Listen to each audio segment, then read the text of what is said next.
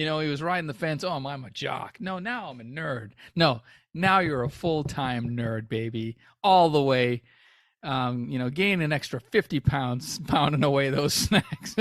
No exercise for you. It's just sitting around playing games, watching TV.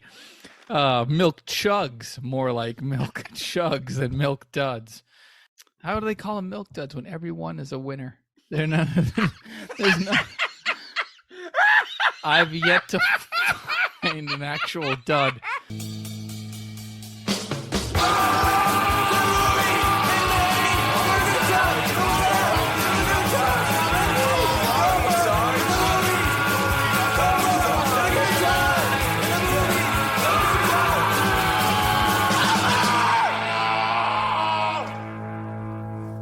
Hey, Biff, what is black and white and dead all over? I don't know, Davey. What's black and white and dead all over? Beetlejuice. My soul? Oh, I stepped on your line. Your line. I'm not good at this.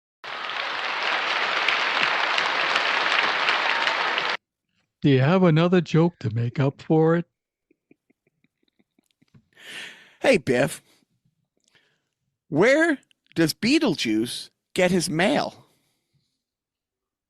Jesus? That's my answer to everything, Davey. The ghost office. I suck.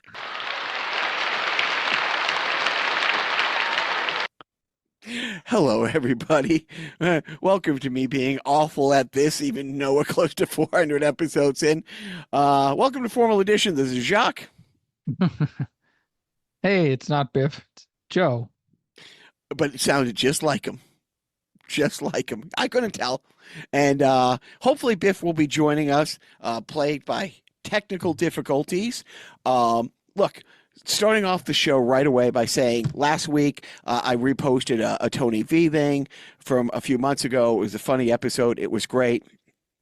But, I'm just going to say it again, Joe, and I said it to you last night when I was talking. The sideshow with the Formal Edition guys was top 5 episodes that we've done in my heart. I absolutely loved it. I'm still laughing about it. It was great. And we should do more with those guys, Yeah, I liked it a lot. Me, I don't like to live in the past, so getting a chance to walk down memory lane was a real treat. But yeah, I know a lot of expression of wanting to do more came out of that podcast, not from anybody that wasn't on the podcast, by the way. It was just only the people that were being recorded wanted to, do more things, maybe do a sketch of some sort at some point. But, I'm old and tired. I don't know if I wanna. Maybe I will. You know what? You say things like that as if you have a choice. I've dragged you kicking and screaming through so much through your almost your entire life. It's funny that at this point you still think you have a say in that stuff. I thought it was awkward when you forced me to lose my virginity, but you know what? So Joe, instead of me saying what's going on and my little our hobby of me doing comedy, I'll let you tell the good people about what's gone on in the last couple days. So Jacques was a contestant in the first round of the Merrimac Valley Funniest Person Contest. It was held at by the folks at Wicket Funny in the Merrimac Valley area of Massachusetts. It was held at the China Blossom in North Andover, Massachusetts, on Friday night. And not only Jacques competed, but former podcast guests Wayne Russell and of Open Mike Payne and Lauren Sims of No Podcast Yet. And about 6 other folks. So it was like 9 comics. They each had 5 minutes to do their grade A stuff, like no holds barred. This is it. This is your shot at the big time. This is the Tonight Show tryouts. Really bring your hot stuff. And it was hosted by a comic named Jim Bishop, and Tony V closed out the night. Luckily, he closed it out and didn't open it because, man, to try to follow Tony V would have been quite the feat indeed. And probably a handicap. I'll say it right here. Yeah.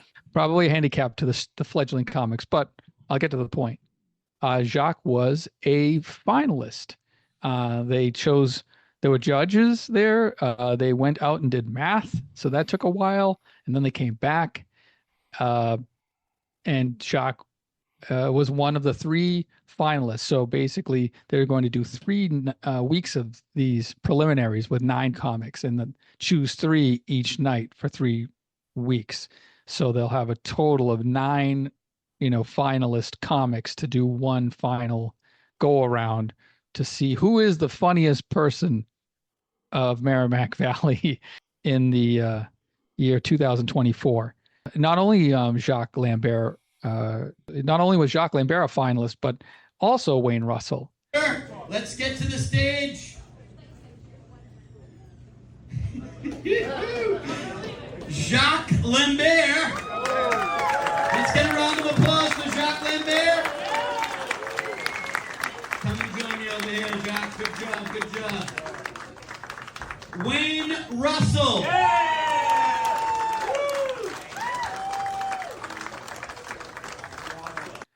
So you know what? It helps to bribe the judges. I'm just telling you, in case you also want to overturn Roe v. Wade. It helps to stack the courts, and same with comedy contests. But no, I'm kidding. It's my mother being a judge had no bearing on the. I didn't know Mike Katrobis was your mother. Anyway. No, but I was heartbroken that Lauren wasn't among the finalists because she's a friend of ours and stuff. But it was just like whatever. I guess there were just a little. I think there was also like a time constraint, so you had to be at 5 minutes or under, and if you go over 5 minutes, they kind of hold that against you in the judging. So maybe that played into some people's decisions, but. All in all, it was a great night. I didn't get to see any of the real acts because I was hanging at the bar with the comics, quote unquote, backstage while everybody performed. So, but I did hear lots of laughter coming from, Wayne's set, and I recorded your set. So I heard the, usual laughter and the usual non-laughter at my lines. So one line. No, two. But who's counting Joe Lorenco? But it was fun. When they announced you as one of the winners and then Wayne, I was like, oh my God, like this is amazing. This is like, I'm glad I didn't buy a ticket. I mean, I'm glad I came. I couldn't buy a ticket because it was sold out. And I did the Mr. T at the mall thing. I waited a little later. I'll buy it a little later. Turns out I didn't need to, because if I had bought a ticket, I would have been obligated to sit in the seating area where I couldn't hang out with the comics. So you know what? It all worked out in the end. But congratulations to you, Mr. Lambert, for being one of the 9 funniest people in Merrimack Valley. On that night. Really? No. I mean, you made it to the final, so you're one of the 9 funniest. Well, but we'll see. I guess it's October 3rd is when the finals are. There's no flyer out yet, but I think they're waiting for all of the finalists to land so that they can put the names on the poster, and boom goes the dynamite. Over to you, Jacques. And Bob's your mother. No, it's here's the best part about the evening in order. The fact that Joe was there, like truly. I was very hesitant to do any competitions. I'm not a competition comic. And, Mike Katrobis had a bunch of his minions, including me and Wayne and, Anthony, sign up to do this one at Steve Sweeney's place a couple months ago. And then Mike realized, oh, somebody needs to go host this show up in New Hampshire. Maybe it's going to happen. Is it here? Is it Chris? It's Christmas. Yeah, it looks like I could join. I don't know what's going on. Hey. It is Biff. How are you, Biff? All right. So, just to bring you up to speed real quick, Biff, and we're talking about now, I was in a competition yesterday. I became a finalist. Moving on from that. And now we're talking about the best part of the evening, is the fact that, honestly, that Joe was there. And because over the pandemic is when I dragged Joe into doing this. And like I said, I don't like to do competitions. When I got a chance to not do the last one and go take a paying gig to host, I jumped at it because I'd rather do that because I'm not a competitive person. I used to be, but I'm really not. And I also am not a comic that has material that does well in a 5-minute thing. Like I'm not a Gatling gun. There's guys that Joe and I now know, like a Don Gavin and stuff like that are just, but I was so super excited. But here's the best part in order of what went down on Saturday night. That Joe was there and that we hung out with all the comics because it was a sold out show, Biff. There wasn't one seat for anybody. And so even the comics, you had to wait behind this curtain, and they had this digital wheel that was like spun the names. Okay. So you didn't know who was going on in what order. Got it. Okay. Yeah, which that's cool. added to the anxiety. Yeah. It also forced the comics to not like, I'm going on 8th. I'll hang outside and come back in about half an hour, So we were all in this, the bar area, and it was great. Like the guy who hosted the show, and between every comic would come out and basically talk to, a few of us. But Joe, I, and Wayne talked to him for like an hour before. His name's Jim Bishop. I've done a bunch of shows with him. Really nice guy. Having Joe there was the best part of the evening. A close second was that when my name got announced, and I get up on stage with the guy who was putting the show together. The next name was Wayne was called. And to have somebody that Joe and I have become really good friends with, probably, him and Anthony are the people that we're closest to. Their podcast is awesome. We've been on their podcast. They've been on our podcast. I've probably done 50 shows with these guys, whether they've been mic or real shows in the past year and a half.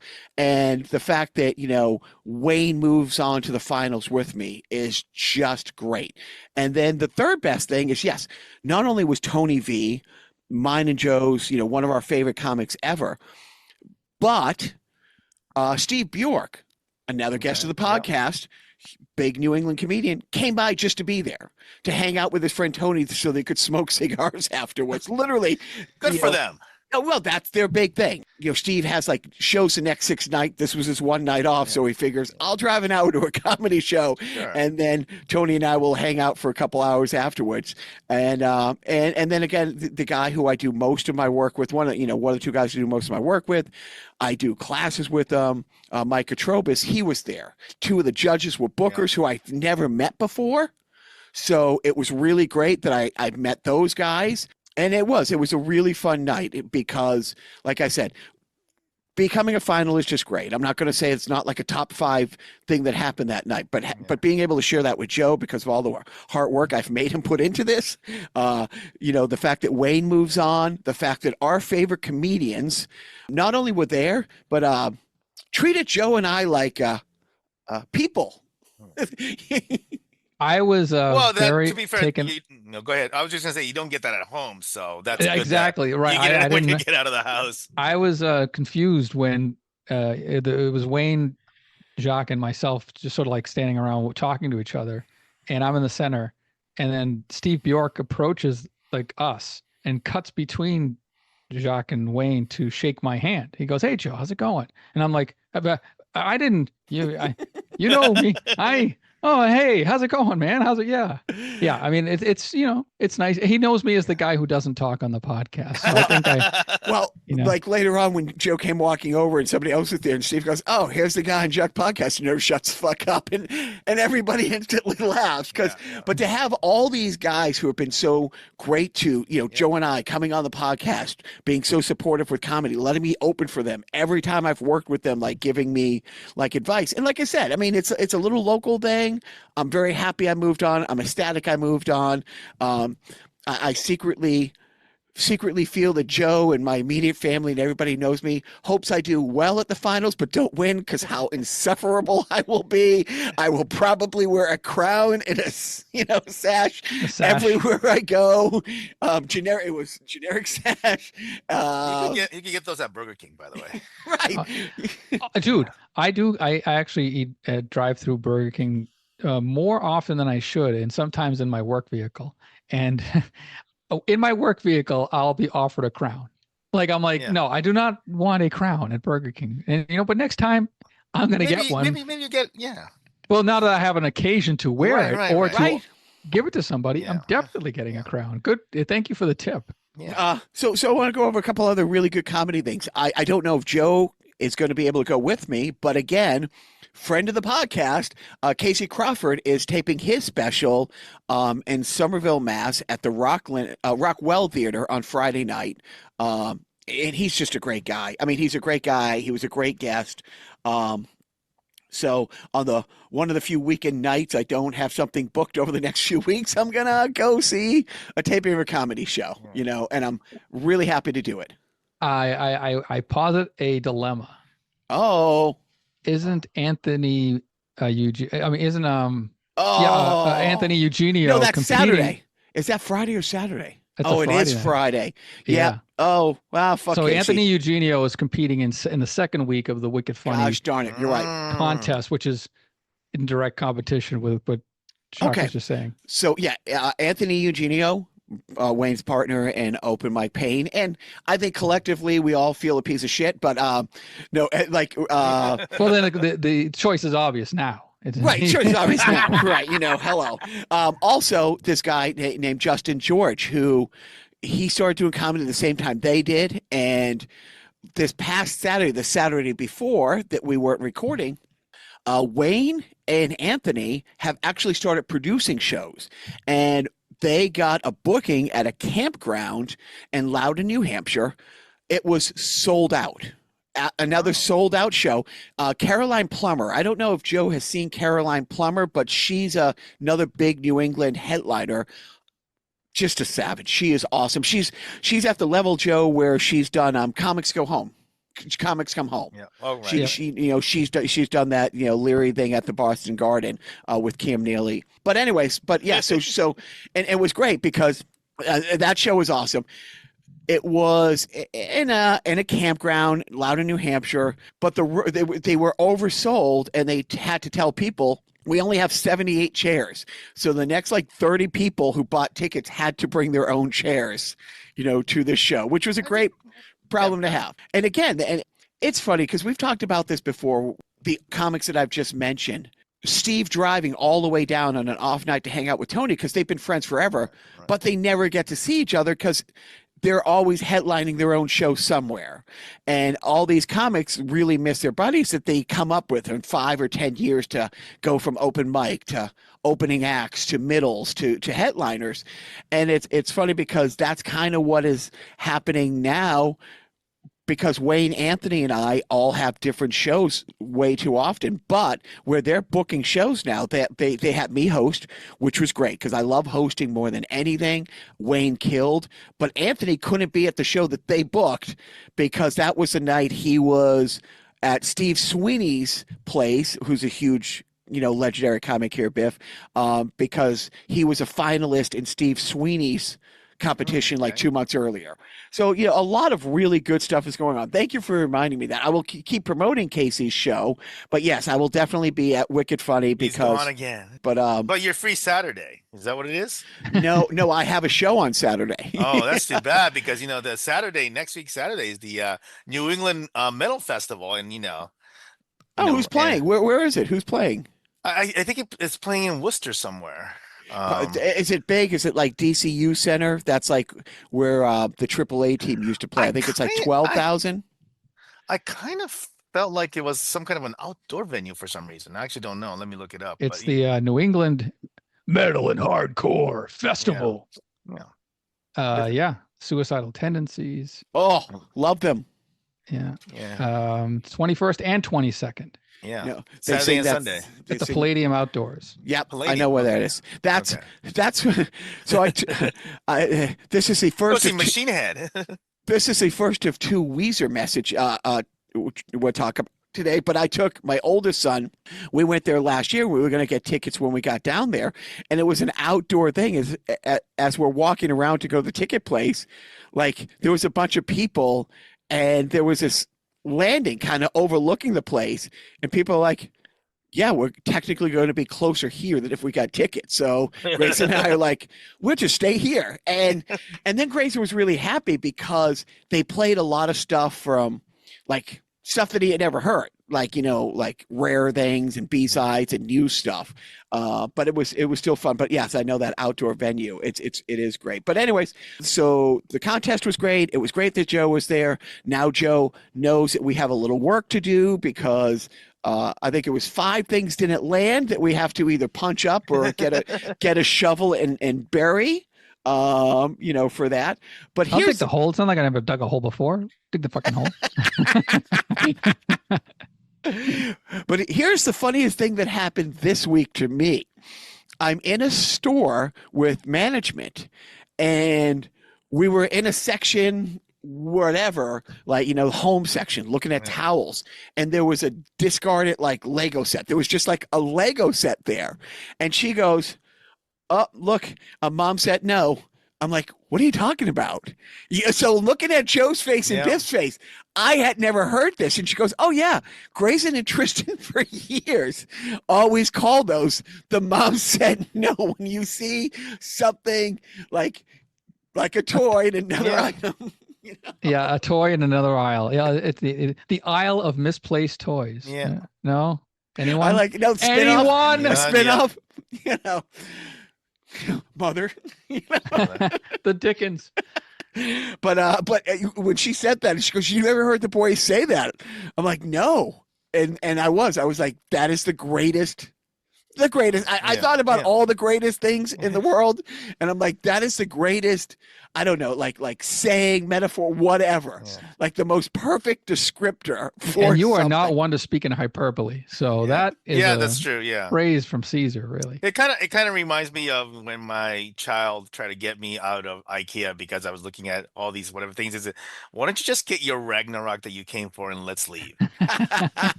Oh, but I will. I'm winding the clock back 22 years, 23 years, and I remember Biff saying, "The first thing you do when you have a kid is you have to get them potty trained."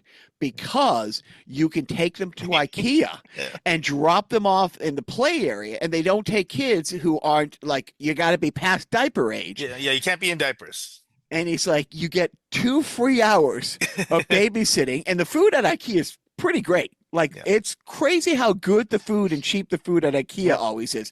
There's one by Biff in Burbank, and of all the parenting advice people have given me, get your kid potty trained as soon as you can. Yeah. That way you can take him to IKEA, dump him, and kid has fun in the play area, and you get 2 hours off the clock and can stuff your face with that Swedish delights. That's correct. Are there still play areas open in IKEA, or is that done I since don't know. COVID? Yeah, I'm not sure. The one in Stoughton, Mass, near us, when we've gone to IKEA, I think it was on the first level, and it was always dark and closed whenever I've gone there in the past, however many years. Yeah. But it's also kind of good. Like, maybe we shouldn't be dropping off our kids with complete unvetted strangers.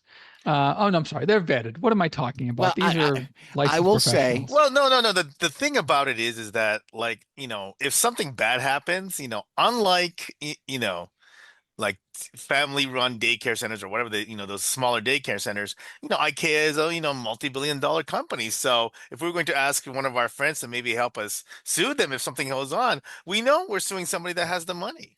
I mean, I did think it was a convenient feature for them to, at the end of your shopping trip, like just ship them to the checkout aisle. Right, right.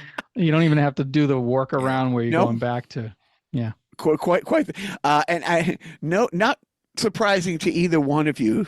We never got the full time allotted by the good people at IKEA before we were paged back. Oh my God. Not once. I won't go into detail. I don't believe I have to go into detail. Moving on. So, Oasis is getting back together. As you've probably heard, Biff, it might have come Yeah. across your news feed. The going joke among the guitar geeks is that they're running out of capos in Guitar Center because Oh. by the way they play, they put capos on there. Big capo. Capos That are is this thing funny. that At the bar. Yeah. the bar, that bar that frets your guitar at a certain place so that plays You don't a have, certain, yeah, it's your set it and open forget strings. it. And yeah. Anyway, so Alternative that's tuning. Well, the Yeah. thing is, so Joe knows a bit about the Oasis history and about how Liam and Noel have the same Davies brother history of fist They fights seem to on be stage. worse. They seem to be worse, don't they? I don't know if it's worse because back then there wasn't social media and everybody had cameras to film every. Well, and just from the standpoint of the Davies got back together more regularly, I guess, whereas these Gallagher's just for years they're just nothing, right? Well, the funny thing is, there's two reasons. Well, there's three reasons they're getting back together. Let's start with the obvious one. So fucking much money you can't begin to count it. But they were both huge Liverpool fans. Okay. And a couple of years ago, the way the Premier League works is there's no playoffs. You win the league. The team with the best record after 38 games wins. And with 3 or 4 games left, it was coming down to 3 teams. And I think it was Liam who said, if Liverpool wins, Oasis will get back together. And the final whistle hadn't the sustain hadn't silenced yet, and everybody in the world was like, "Great, when are the tour dates?" Yeah. Then the other thing, I think they held the record for 7 sold out nights in a row or 8 sold out nights in a row at Wembley, and on the Eras tour, Taylor Swift had 9. Right. They just booked 10 days. 10 shows, yeah, right. Just because Why not? they can't have this American coming over and taking that time. But here's the funny thing I was talking about: there are actual betting lines. Oh yeah, I have seen that. Yeah, when they break up. Yeah, right. Yeah. Like before the first tour, Yeah. before the first date, after Yeah. the first show. Yeah. And then I don't know if you heard this. In the midst of all that people have been talking about / joking about for the last couple of weeks. Did you hear about Jane's addiction in Boston last night? Oh yeah. Have you seen the video footage? It's actually pretty funny. It's hilarious because we live in that age. Yeah. Everybody has their camera out at a show all the time. Everybody is filming everything at every moment. Yep. So it was. Yep. Yeah. So whatever. Perry Farrell decided that he was pissed off at Dave Navarro for some reason. I don't know what prompted it, but became a Probably punching thing. substances, I'm guessing. Substances. So you're saying he wasn't sharing? Yes, exactly. Dude, I mean that is just, and it's always great when something like that happens in your city. You know what I mean?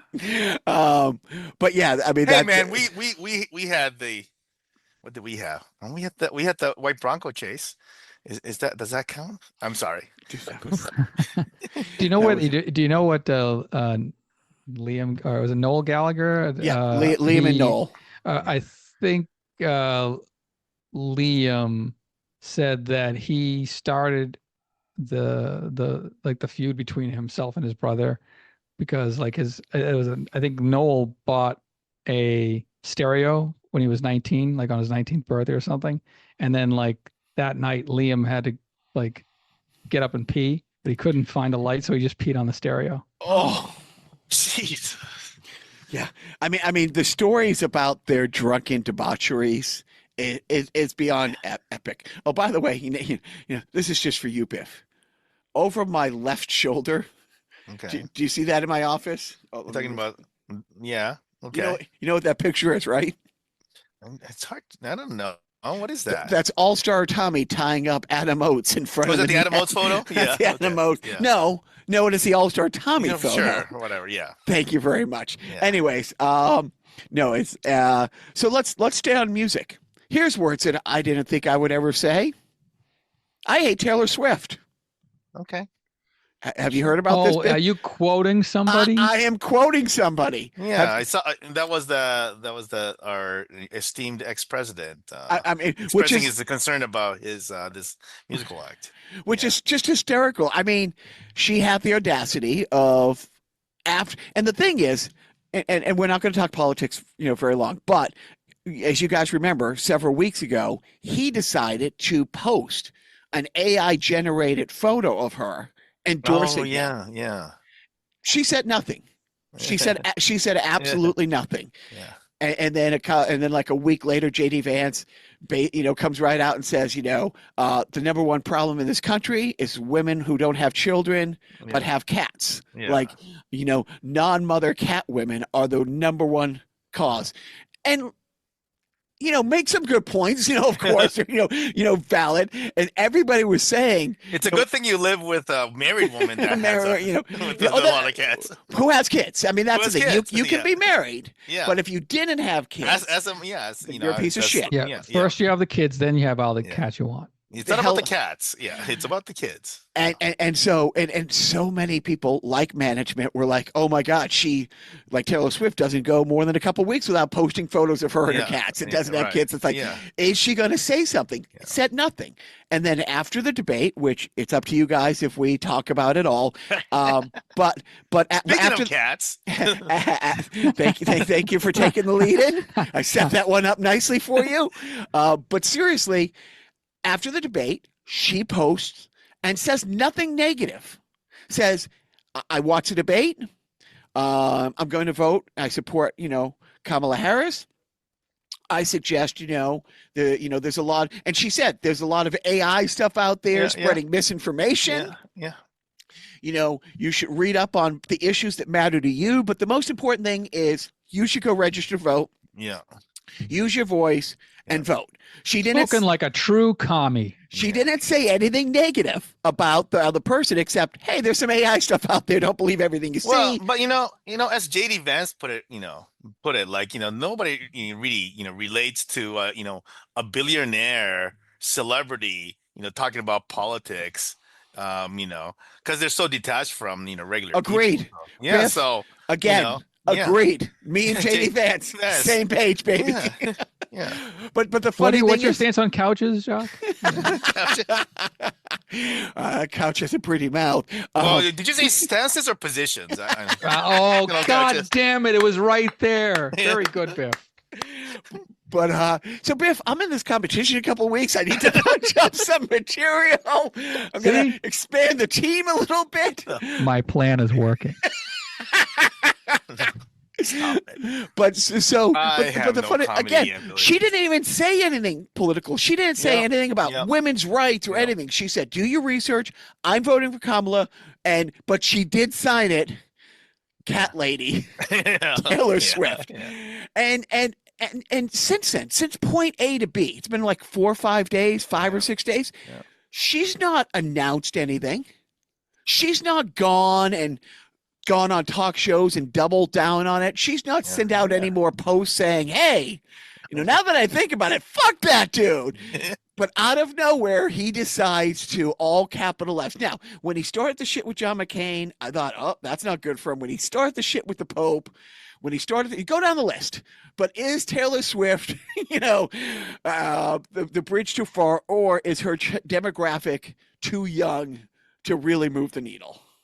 It's the whole, I mean, the thing is that if she really put more effort into getting people registered to vote, we might have something similar to what we had in, when Clinton got elected, right? Because, in 92, I think that there was the whole thing, with what they were doing on MTV and Rock the Vote and all that stuff.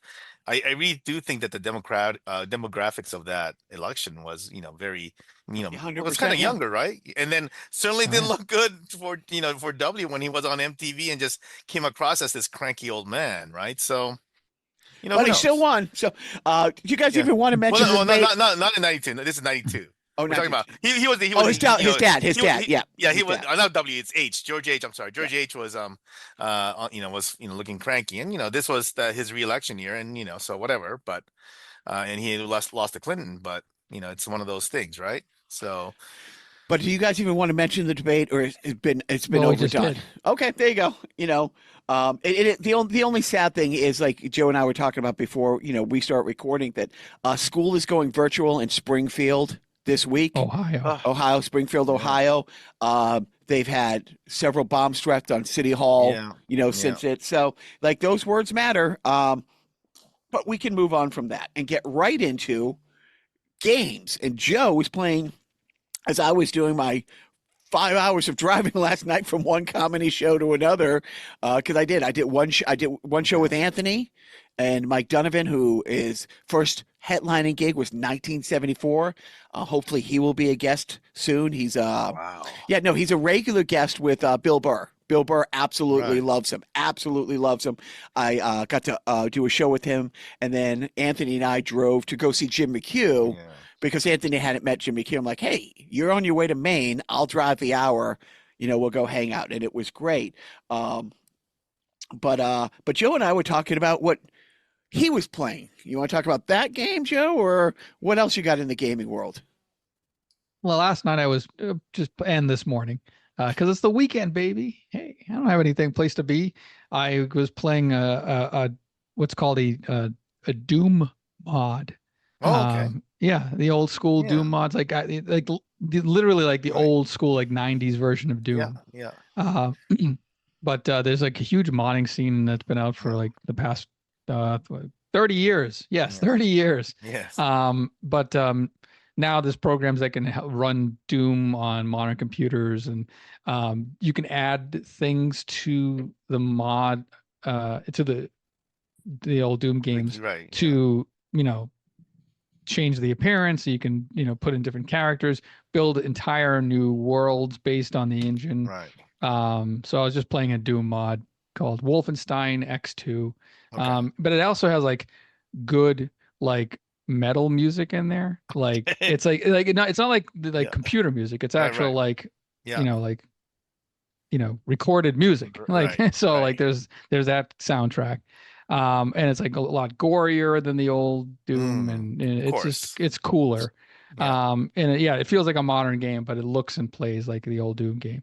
But this is like again, I'm bored with myself already. Damn it, Jacques, why did you ask me to bring Well, this no, up? because it was funny because we had this whole talk about, you know, this is my hobby going from one comedy show to the other. And these people who make these mods, again, whether they're musical people like Joe's son, who is always like trying to build up his resume by writing great video game music. There's people who are like showing their coding skills and hoping, like the whole world of Roblox is predicated on people uploading games. Hopefully Right. people Right. play Right. enough Yeah. of this game that Biff did, that Roblox calls Biff and says, hey, we want to bring you on to develop games. We Yeah. want to do partnerships with Yeah. you. So it's like people putting out, it's their co-ed softball team that they're playing, or they're, doing stand-up comedy in their 50s. But it's cool that there are those people out there who are like, with all the games from the major, players out there, that there are fans who are out there putting games Yep. out there that Yep. people will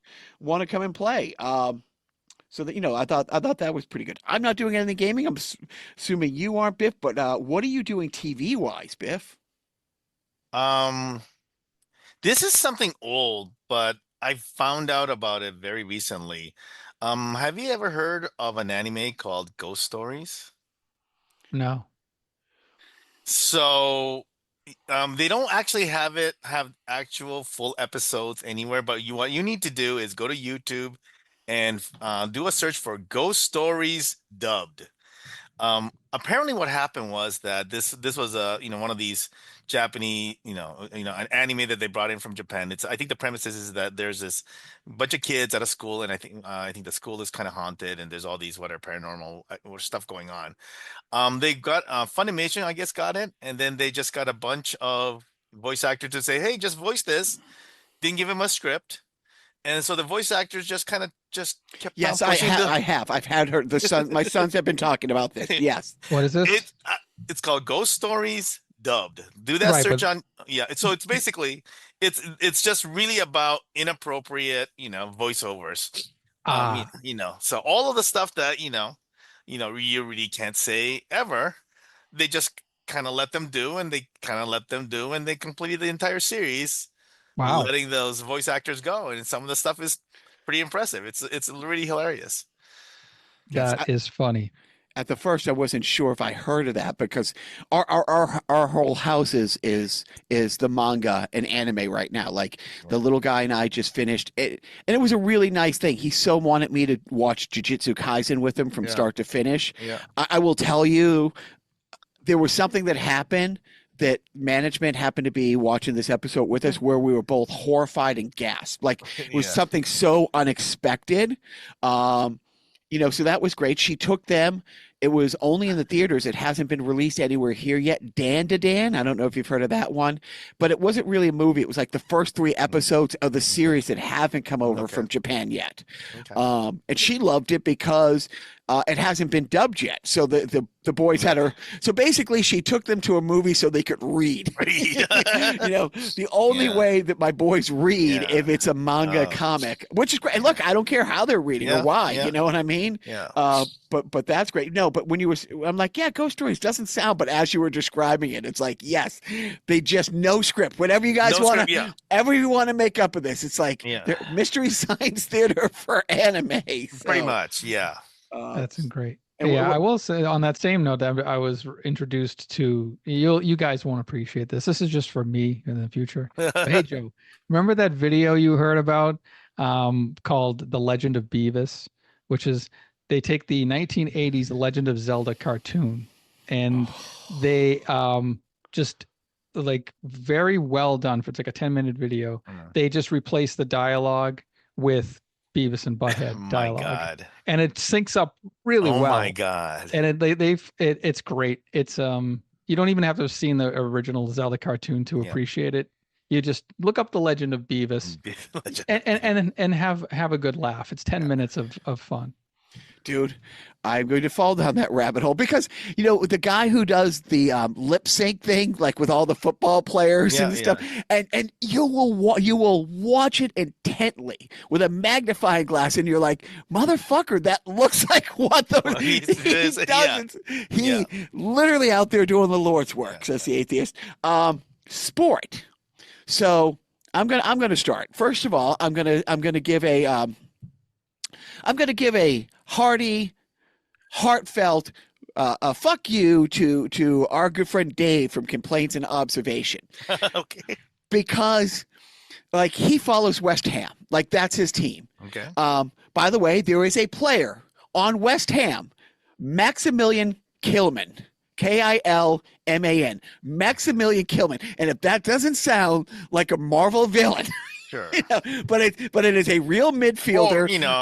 Or something that a Disney, Mighty Ducks, soccer version will, come up with, right? Yeah. But here's why it's a fuck you. So luckily, because nobody else I know follows the European leagues, I don't have to worry about a game being spoiled. Like I don't have to go out of my way to avoid a score. Yeah. So I wanted to see West Ham play yesterday, but I have the 2 shows. So I'm like, I'm going to watch it Sunday morning. I'm usually up before the family. Right. West Ham's down 1-0, the whole game. It's in stoppage time. They have 5 minutes of stoppage time. And the 49th minute West Ham scores, which is great. I'm happy for my friend Dave. Like that's not my team, but it's a team that's, it's like, hey, they're like when we used to have an NFC team. You know what I mean? Right. It's like you want to have 2 teams in the FC East, but it's like, I can tangentially cheer for these people. So they're one of my teams, the West Ham. But then, and this is why it's a fuck you, the game's over. It's 5 minutes of stoppage time. And in 94th minute, they score this great goal. The other team, with seconds left, almost scored. But the intensity and the anxiety that I have Joe's face, like it's like I've been at AA for like 10 years, and Joe sees me opening a beer from the other side of the room. That's the look that Joe just gave me. His eyes lit up. It's like he could feel my anxiety just telling the story. And I'm watching it, and it's a cross. The guy heads the ball, does not miss the crossbar by 6 inches. It's like like West Ham went from losing the whole game. Yeah. Oh, they salvaged a point. Oh, this is good. Okay, I can enjoy the rest. No! and I'm like, damn you, Dave, for putting me back on this roller coaster ride. Yeah. And the other thing is, I don't know, and I've talked about this guy so much. Holland from Manchester City. He literally, Biff, to put it in our terms, he is 81 Gretzky right now. His team has won all games. And he has, in 4 games, he has 8 goals. Wow. And his team has 8 goals. and his team's great. I mean, Man City has won the champions, so many years in a row.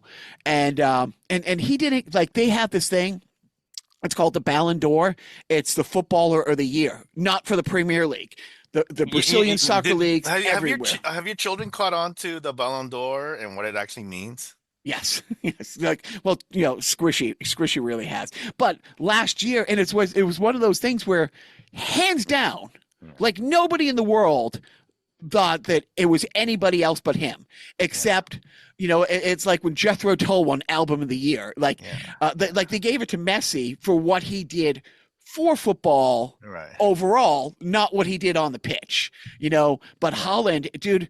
So I watch all the Man City games. I watch I watch a bunch of games a week. They're always on in the background, but yeah, the roller coaster ride that Dave put me on from West Ham this week, not a fan. Okay. Just so that, because I kind of just threw it out there, Ballon d'Or in English is golden ball. Yes. In Japanese, golden ball means testicle. So that's that is the whole thing about whether your children have caught on, because and there is actually I think an anime series called Gintama. So the actual testicles is kintama. King is gold. Gintama is silver balls. So anyway. So yeah, hey, little racism this week, in the world of football. Surprise! I don't even want to mention the player's name, but there was a player's name, on a talk show, and he plays for Tottenham Spurs, which is Tom Holland's favorite team. Mm-hmm. And I forget exactly how the guy mentioned it about players exchanging jerseys. And there's this great Korean, son. He's probably their best player. And his own teammate made a joke. It's like, somebody wanted a jersey from son. It could be from him or his cousin. Who can tell them apart? And he had to apologize. He's like, it was a bad joke. And I'm like, it's a joke I 100% would have made 20 years ago at F&H, not on a talk show in 2024, and I would have made 20 years ago. I would have made it last week at F&H, but it would have been in the locker room. It's like I reserve my horribleness. My wife and her best friend, Michelle, they have a pact. If one of the two of them dies, the other one has to, whatever it takes to get their phone instantly and wipe their text message clean, because like the F&H chat that we're on with Joe and everybody, none of us can run for dog catcher with the stuff that we have all Joe hasn't put anything out there. Joe, you can still run for dog catcher anyways, but as far as sports go, you guys can tell me, but Holland, 4 games into the season, is just on this monster pace to break his own records. Somebody else. No, it's Holland. The guy's name. Okay. Yeah, Haaland. Okay. He's fucking, and he is built like Rob Gronkowski. He has long blonde hair. I mean, Look, I don't know if this is racist. I'm going to say he looks like a goddamn Viking running down the field, trampling over. And there's this footage. It's just like when Gronk would run down the field and shed people. You know what I mean? Right. You know, there are times when like Holland is in the box and he's surrounded by 3 people. And there's these great photos of one will be pulling his arm this way, one will be pulling his shirt out, you know, and it's like he still will get off a shot. So, and the 2 goals he had today or yesterday, one of them almost went through the net, a weird angle, absolutely no wind up, and it was like he shot it out of a cannon. And then the other one, it was great. The goaltender realizes, fuck, he's 2/3 away down the field, but he's onside, and he does. It's the equivalent of a 70-yard pass, and Holland basically bodies out the other guy and has a clear breakaway and has a almost like a little dick kind of deke on a goalie type move where the goalie is getting ready for a big shot and he makes one move and just slowly, you know, just high enough, but slow enough where the goalie can reach as he's going down to block it, and you can hear him say, no. So yeah, he is one to watch. Like, just watch highlights. I'm not saying watch 95 minutes of football, but find yourself some Holland highlights and you'll be like, oh man, this guy's had a great career. What? It's only his 3rd year in football? How does he have 100 goals? There you go. I'm going to. I remember when Jacques got out of sports for just like a brief moment. I was like, "Oh man, he's one of me now." And then this fucking football took over his life, and now it's just like, oh no. You should call it soccer because it's like I said, like I mentioned in that thing, it's a British term. That's the proper British term. Soccer. But between Squishy getting into it hardcore, and then, you know, Ted Lasso, it's the perfect storm, you know. But I'm not into it. Like, it's like Patton Oswalt explaining My Little Pony, but that's her thing. It's not mine. All right, go on. What are you watching, Joe? Oh gosh, nothing really of note. Oh, Only Murders in the Building. My wife and I are keeping up with it every week. So I'm liking the new 4th season. I saw it was picked up for a 5th, so that's good to know. Yeah, I mean, if this is the last thing Steve Martin does on screen, what a way to go. Yep. You know, it's a you know, solid series. And you, Biff? Oh yeah, other than Ghost series, okay. I do have to get back to finishing up Shogun because I did start watching that, but but I am kind of intrigued about. I guess it's a movie though, but I guess there's a whole SNL movie too, right? So that might be interesting. I don't know. Saturday Night. It's directed by Jason Reitman. Oh, nice. So yeah, it's a 90-minute real time lead up to the opening night of the first Saturday Night Live. So you're just watching the first like 90 minutes. So basically from like 10 p.m. to 11:30 p.m. Oh, that's great. I'm all in. I mean, how many podcasts do we listen to with SNL alum and stuff like that? I'm not even talking. Take Fly Off the Wall off the board. Like, how many episodes of Conan or these other shows we listen with those guys? Come on, no, I love those stories. What do we got for parenting tips? I got nothing. I don't think I've. I don't think I've. Yeah, go ahead. Oh gosh, my parenting tip. Gee, I mean, there's so many to choose from. This is like the Netflix, you know, conundrum where you don't know what to watch. I don't know what parenting tip to give. I'm gonna have to pass this week. You go, John. Hey, you've taught your children and I'll throw this out there for Joe. It's great because my kid did it last summer. They know how to use public transportation, and I mean that's great because now you have a kid commuting to college via public transportation, and you don't have to drive them. So, you know, teach your kids to use public transportation, says my friend Joe. Or raise a kid to go to a further away college so that they can just live on campus like a normal person. It's not that I want you to leave, but when are you getting out? You know?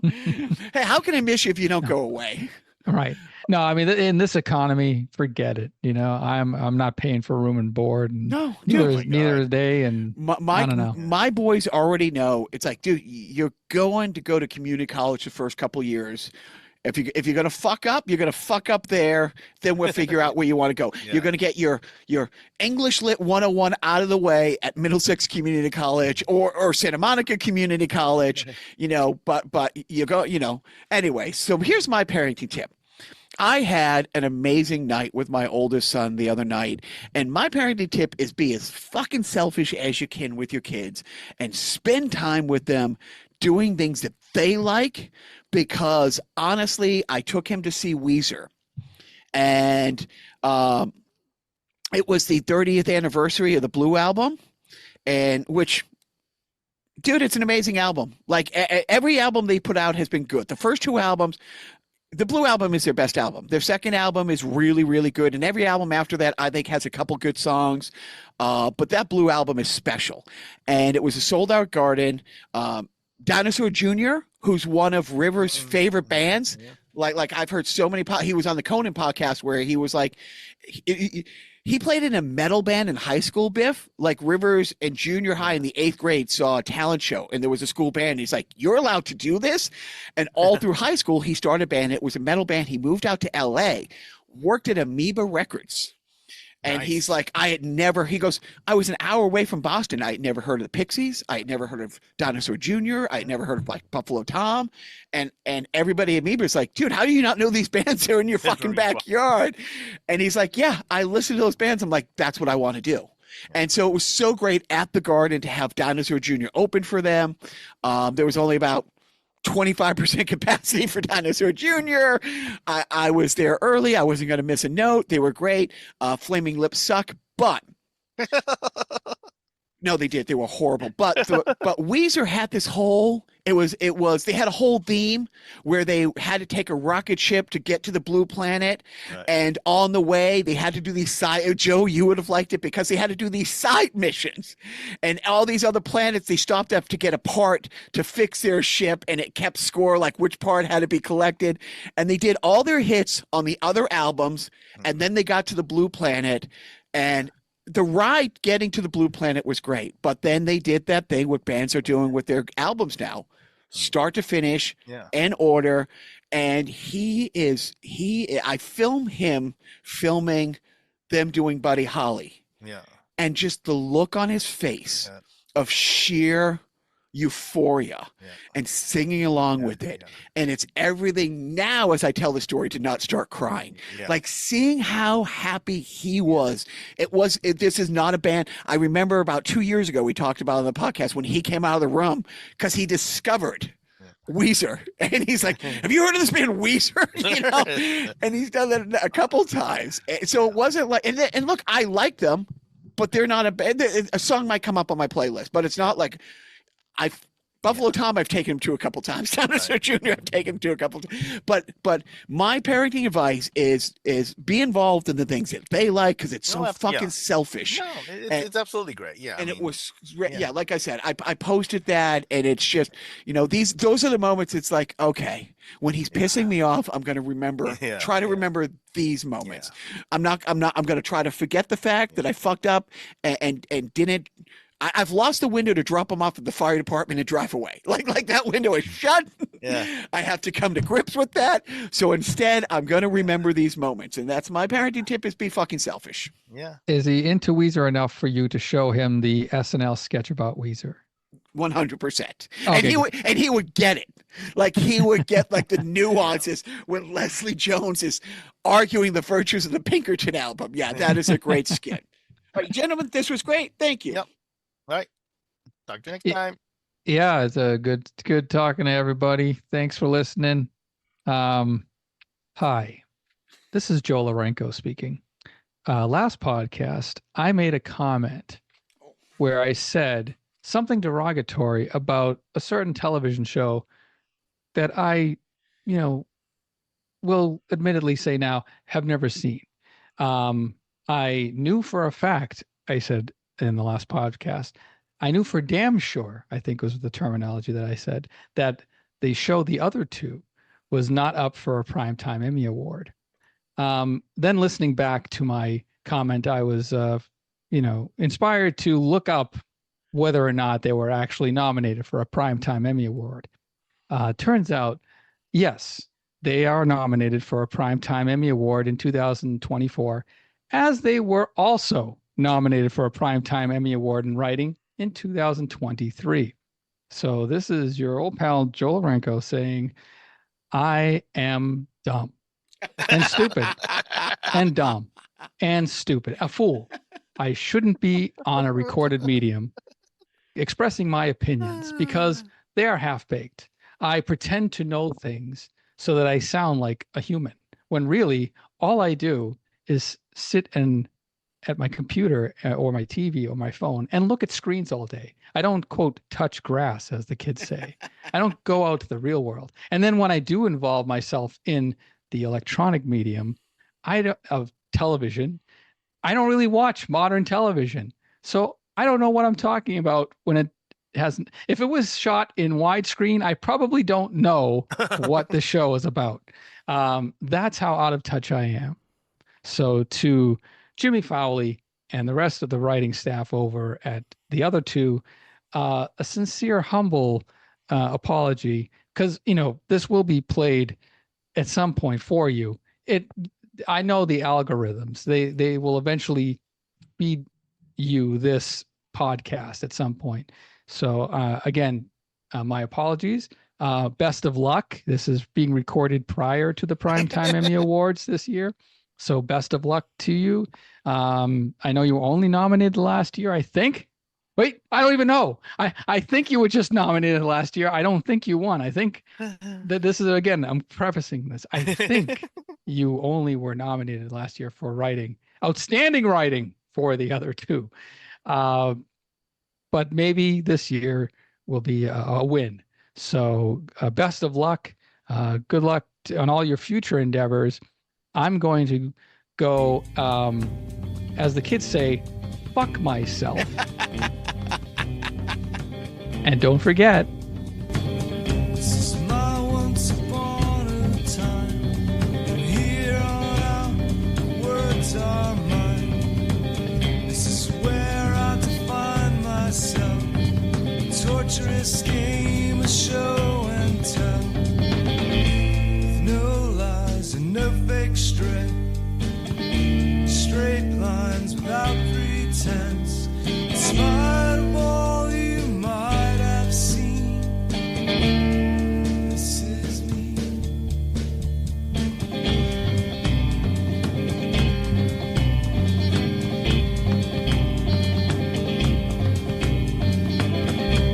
While I'm like a Hitchcock clock beneath this burned out nonchalance, with every ache makes a man. Some most men can't understand. With cold thoughts and bourbon dreams, blank stares and rubber knees, with litanies inside my head, and spiders in my bed.